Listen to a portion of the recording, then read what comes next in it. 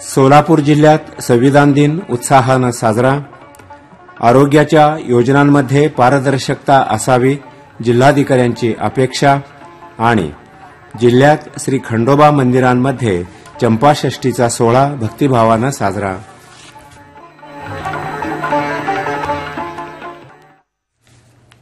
आता घडामोडी विस्तारानं. सोलापूर जिल्ह्यात काल संविधान दिन उत्साहानं साजरा करण्यात आला.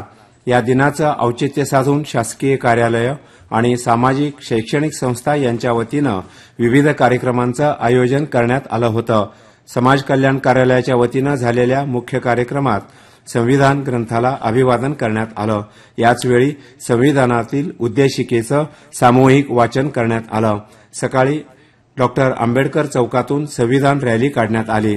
जिल्हाधिकारी कुमार आशीर्वाद यांनी या रॅलीचा शुभारंभ केला. नागरिकांनी राज्य सरकारकडून सुरू असलेल्या आरोग्य योजनांमध्ये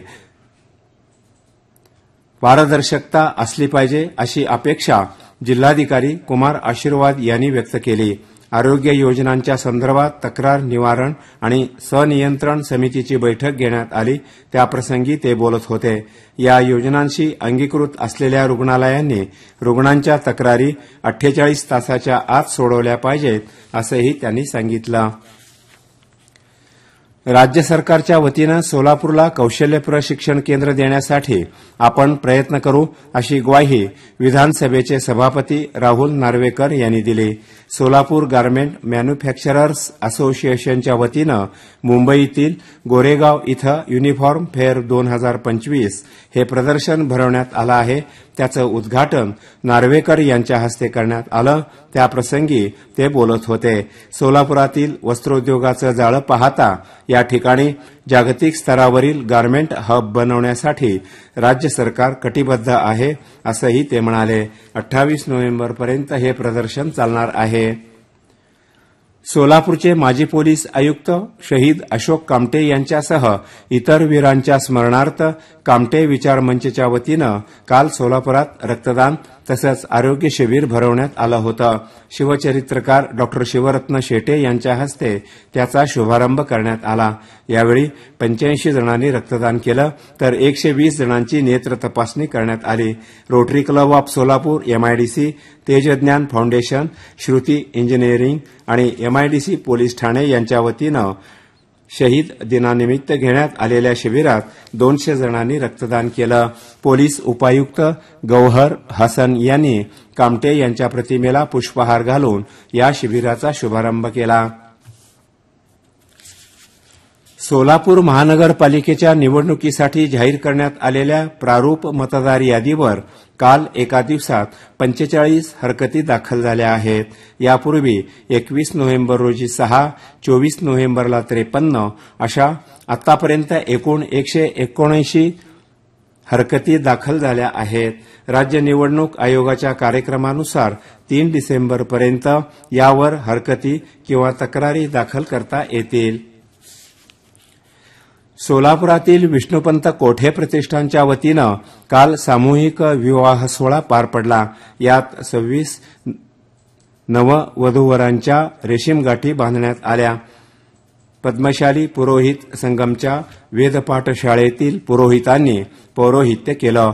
अयोध्येतील श्रीराम मंदिर पूर्णत्वाचं औचित्य साधून वधूवरांना भगवा ध्वज देण्यात आला.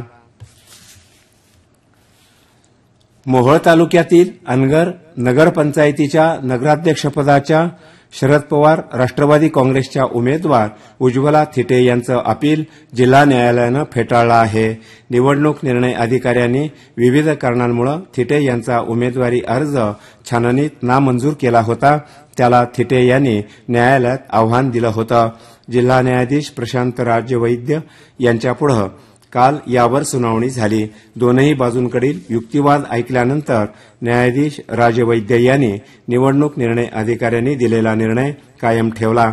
या निर्णयामुळे थिटे यांचा निवडणूक लढवण्याचा मार्ग बंद झाला असून अनगरच्या नगराध्यक्षपदावर भाजपच्या प्राजक्ता अजिंक्य राणा पाटील यांची निवड बिनविरोध होणार आहे. उर्वरित घडामोडी अल्पशा विश्रांतीनंतर. सोलापूर जिल्ह्यातील श्री खंडोबा मंदिरांमध्ये काल चंपाषष्ठीचा सोहळा भक्तिभावानं पार पडला. बाळे येथील मंदिरात पहाटे श्रींच्या मूर्तीला अभिषेक करण्यात आला. त्यानंतर भक्तांच्या उपस्थितीत महाआरती करण्यात आली. दिवसभरात भाविकांनी भंडाऱ्याची उधळण करून श्रींचं दर्शन घेतलं. सायंकाळी पालखी मिरवणुकीचा सोहळा पार पडला. वेळापूरमधील मंदिरात उघडे परिवाराच्या वतीनं महापूजा करण्यात आली. सायंकाळी श्री खंडोबाच्या पालखीची मिरवणूक काढण्यात आली. उत्तर सोलापूर तालुक्यातील कळमण इथं श्री खंडोबाचा रथोत्सव सोहळा पार पडला. पिंपळनेरमधील मंदिरात श्री खंडेरायाचा विवाह सोहळा पार पडला. बार्शी तालुक्यातील पिंपरी इथंही श्री खंडोबाची यात्रा पार पडली. शेतकऱ्यांच्या सोयीसाठी मंगळवेढ्यात मका हमीभाव खरेदी केंद्र सुरू करण्यात आलं आहे. या केंद्रावर कालपासून ऑनलाईन नाव नोंदणी सुरू करण्यात आल्याचं खरेदी विक्री संघाचे अध्यक्ष सिद्धेश्वर अवताडे यांनी सांगितलं. गुवाहाटी इथं झालेला दुसराही क्रिकेट सामना जिंकून पाहुण्या दक्षिण आफ्रिकेच्या संघानं यजमान भारतीय संघाचा 408 धावांनी पराभव करून 2 कसोटींची मालिका जिंकली.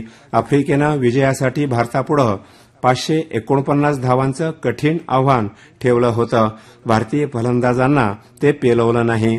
अवघ्या 140 धावांमध्ये भारतीय संघ ढेपाळला. धावांच्या बाबतीत भारतीय संघाचा हा मोठा पराभव मानला जात आहे. आफ्रिकेनं 25 वर्षांनंतर भारतात ही कसोटी मालिका जिंकली.